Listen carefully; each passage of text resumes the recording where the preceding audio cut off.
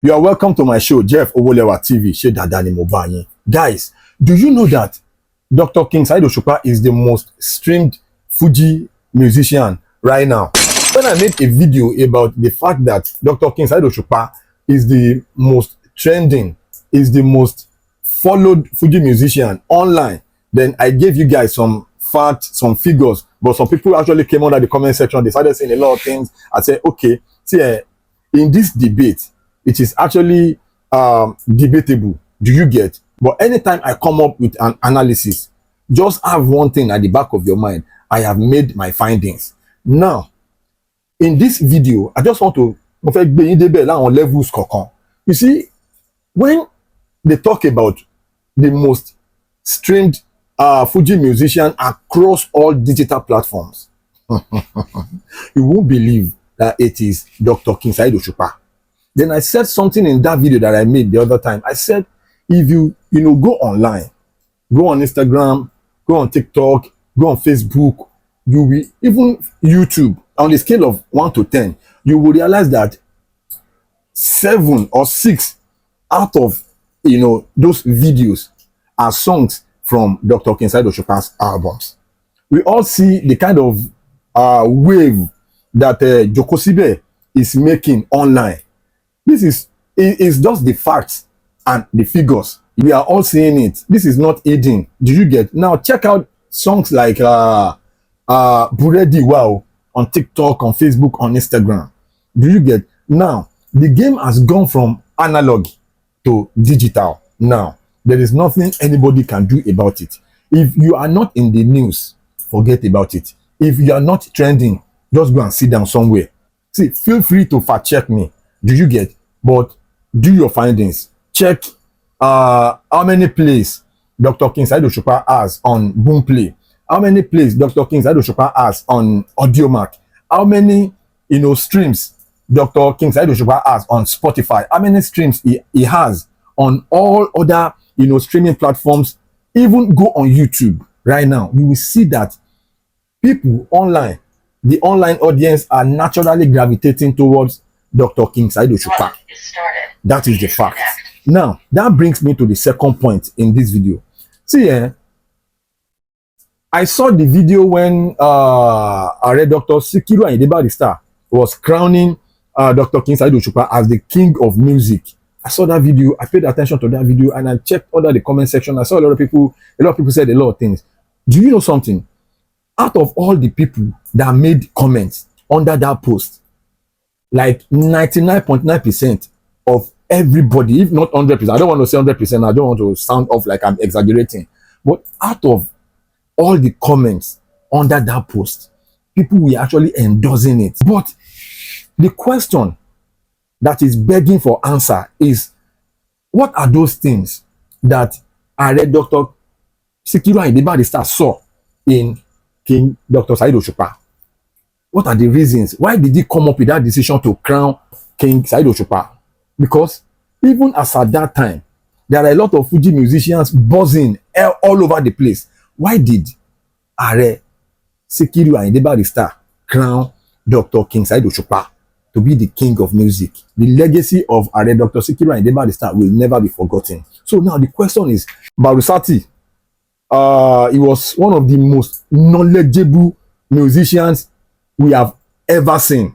Gbogbo àwọn tí wọ́n wà pẹ̀lú Barusati, even recently we started seeing a lot of interviews from all his former band members. We saw a lot of them. I saw that one, Kini Barister. I saw Tajudeen Pele. Yeah, Pele. I saw all those interviews, and guess what? Kò sí kankan nínú wọn tó sọ̀rọ̀ Barrister láìda. I took my time. I saw that one of Kini Barister, that man. I saw another one, Tajudeen Pele. Like I saw a lot of them. People that used to roll with Barusati that time. All of them, they were talking about Barusati. None of them spoke bad about Barusati. And recently, on the internet, lawa. To jẹ́ pé tó máa ti interview àwọn former band members, some of our legends. Ọ̀rọ̀ táwọn former band members wọ́n yẹn máa ń sọ nípa wọn. Ó máa ń ṣe mí bá, ó máa ń break heart mi, because you look at all these icons you look at all these some of our legends, then tomati wan béèrè ọ̀rọ̀ lọ́wọ́ àwọn former band members wọn, they say terrible things about them. Wọn kì í fún àwọn lówó tó yẹ kó máa fún àwọn, wọn máa ń fìyà jẹ àwọn, you know.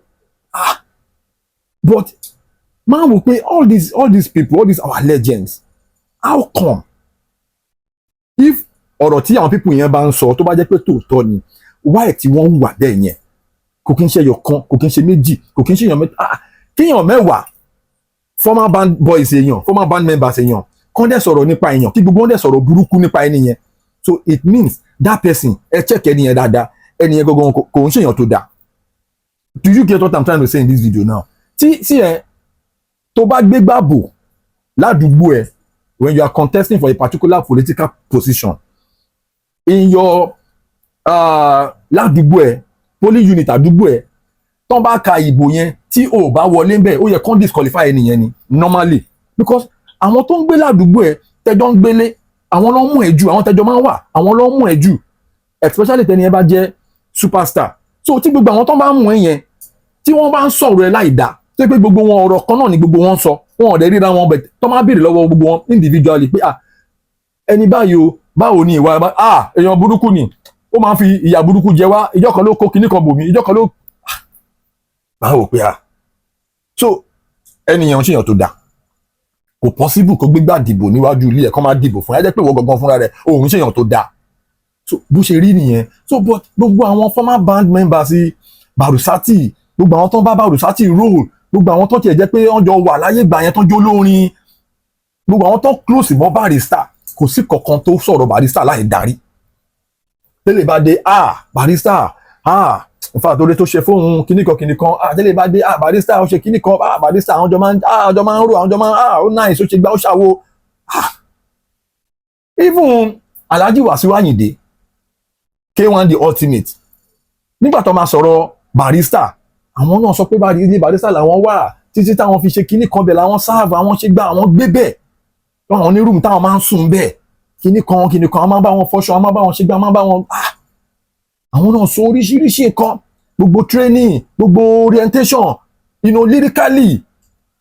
Ìgbà tó máa ṣe first album àwọn náà, gbàtí K1 máa ṣe first album wọn, tẹ́ bá gbọ́ first album yẹn máa rí pé lyrical composition Barrister ló fi, inspiration yẹn ló fi ṣe first album wọn. As a matter of fact, orúkọ copyrighted name Barrister òun ni K1 náà tún lò nínú first album yẹn, kò tẹ́ ṣe first album yẹn nìkan. Torí ìgbà táwa gbọ́njú ta mọ K1 the ultimate, wọn kì í ṣe K1 the ultimate nígbà yẹn, Wasiu Ayinde Barrister ló ń jẹ́. Gbogbo wa la dẹ̀ mọ̀ pé Barrister àwọn ni Barrister. Do you get? Now ọ̀rọ̀ tí mò ń try láti sọ ni pé why tó jẹ́ pé gbogbo àwọn tó ń sọ̀rọ̀ Barrister wọ́n sọ̀rọ̀ wọn ní dáadáa. See, the question I'm asking in this video is why tó jẹ́ pé láàárín gbogbo àwọn oní Fuji pátá, kí ló dé tí ààrẹ Dr. Sikiru Ayinde Barrister fi King Dr. Saheedosupa jẹ olórí, wọ́n fi jẹ ọba orin? That's the question I want to ask, because that kind of person, irú Barusati yẹn, kò kí n ṣe coincidence. He must have seen something. Mo dẹ̀ ti sọ kíní nínú fídíò mi kan, mo ní Barrister was a visionary. Barrister was a person that was able to see the future of Fuji music. That was why he made all those right decisions he made in the interest of the longevity of Fuji music genre. He was not selfish. He didn't say because, okay, this person was closer to me. He didn't say because this person, ẹni yìí, mo like ẹni yìí, or mo like eléyìí ju eléyìí lọ, mo like it. Barrister loved every one of them. Gbogbo àwọn pictures oríṣiríṣi tá máa ń rí Barrister pẹ̀lú. I saw one picture when Alhaji Sule Alao was very young, very young. The picture he took with Alhaji Sikiru Ayinde Barrister. I saw that picture. Bàbá yìí máa jẹ́yàn tó máa ń fàyàn mọ́ra, ó máa jẹ́yàn tó nice gan. Then I saw another picture of, I saw another video of Barusati pẹ̀lú Muri Thunder. Because as at that time, Muri Thunder was not even as big as this now. Back then, it wasn't as big as this back then. But tẹ́ bá wo video yẹn, tẹ́ wo picture yẹn, máa rí pé even Muri Thunder gan, he took pictures with Barister. Barister máa ń fa èèyàn mọ́ra. It was not from nǹkan tẹ́mi rí. You understand? Barister jẹ́ èèyàn tó máa ń fa èèyàn mọ́ra. Then I saw another interview when he said some things about Alhaji Wasiu Alabi Pasuma, that Pasuma ó máa ń bá wọn ní hip hop ṣe, pé kinní kan ọmọ wa náà ní àwọn love àwọn ṣe kinní kan, like he loved all of them. Do you get? Barister, that man must be a very good leader for all his former band members. Tó fi ń sọ̀rọ̀ tó dá nípa wọn. He must be a very good person. No now, ẹni tí wọ́n tẹ̀ gbowó wá fún pé kó wá lọ campaign fún Abacha, tọ́nà àwọn ò lọ. He did not collect money. He did not go to Abuja to sing, while the rest of them were scrambling to sing for politicians. He did not go there. He did not collect that money. He was always on the side of the masses. Tí Barister bá kọrin 150 lára orin yẹn, ó support àwọn aráàlú ni. Ó dẹ̀ máa advise àwọn ìjọba, ó máa bá wọn kú. Do you understand? So it shows the kind of character. It shows the kind. Ó show irú èèyàn tí Barister jẹ́. So the question I'm asking in this video, in the midst of all these, elements, I've been able to, I've given you a lot of reasons. I've given you a lot of, he was a leader with a very big heart. Big heart. Àwọn ọmọ ẹ̀ pọ̀ gan, kò kí ní àwọn ọmọ tó bí nínú, àwọn ọmọ tó wà lẹ́yìn Barister pọ̀. Tó jẹ́ nínú Fuji. Then another thing tí mo fẹ́ sọ nípa Barister, I don't want to make this video about Barister, but anytime I go about talking about Barister, I get this emotional. Because ní gbogbo orin Barister ẹ máa rí pé he always give respect to Chief Ebenezer Obey, King Sunny Ade, Alhaji Ayinla Ọmọwúrà. We saw one video when he went to greet Ayinla Ọmọwúrà on stage with Alhaji Kolincha Ayinla Kebin Kwara. Irú character, irú wà tí Barister yẹn ní ó máa jẹ́yàn tó níwà rẹ̀lẹ̀. Do you get? So now, on top of all that, why did he make that decision to make Dr. King saheedosupa king of music? Why did he crown him? Ó ti ní àwọn kankan tí wọ́n rí. He saw the vision, he saw the future that this person, lyrically, he will be able to deliver. Because Fuji music is a musical genre that has to do with intellect. If you are not intellectually inclined, lè kọ Fuji music. Because Fuji music occasionally tó máa lọ sí studio tó máa lọ record one demo tó máa fọkìlẹ̀ orí stage in 2 minutes ó ti perform tán. Fuji music, you have to come, with your A game, with your band. Do you get? So it takes a lot intellectually, then lyrically, composition. He saw that thing in King saheedosupa that this one will be able to deliver, the message. Eléyìí ló máa lè gbé orin Fuji music yìí lọ sí next level. He saw it. Now look at what is happening now. It took time. Mo máa ń sọ kinní kan. It took time for King Dr. saheedosupa, for that career to become wavy. I don't know if you know what I mean. Yes. See, it took time. Meanwhile, nǹkan tó bá máa pẹ́, ó máa ń take time láti develop. The career of Dr. King saheedosupa took a lot of time to develop. He didn't have it easy. He did not have it easy at the beginning. Ẹ lọ check his story yẹn dáadáa. Ẹ lọ check his story Jackie dáadáa. Ẹ máa rí pé Jackie, he took his time. A lot of Jackie's mates wanted the superstar, even when Jackie was still struggling. Do you get? Yes, because as at that time, everybody buzzing, everywhere buzzed. Jackie was still, struggling. He was still developing. You know why? Torí pé nǹkan tó bá máa dá, ó máa take time. Tẹ́ bá pay attention sí career Dr. King saheedosupa, ẹ máa rí wípé talent wọn yẹn ó take time. That it took a lot of time to develop that craft. Do you get? He has been his first album was released in 1991. 1991.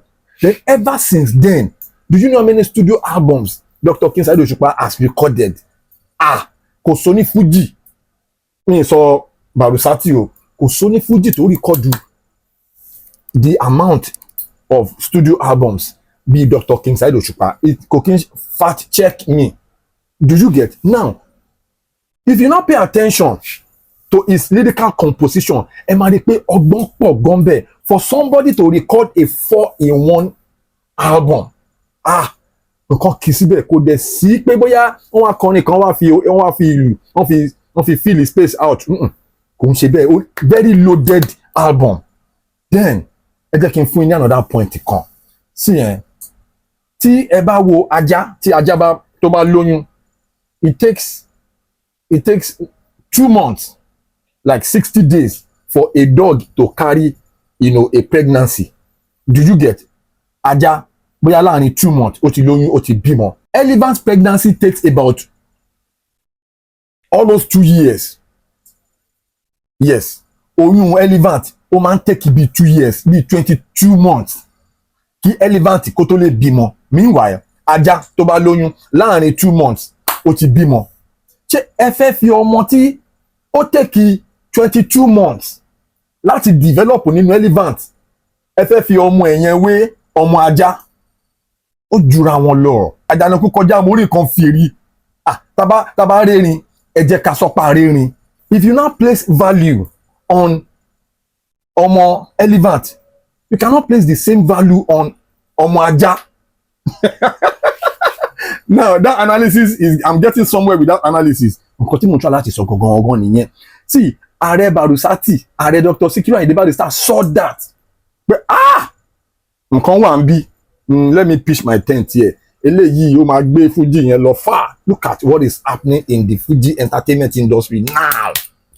It took Saheed Osupa time, quality time to develop.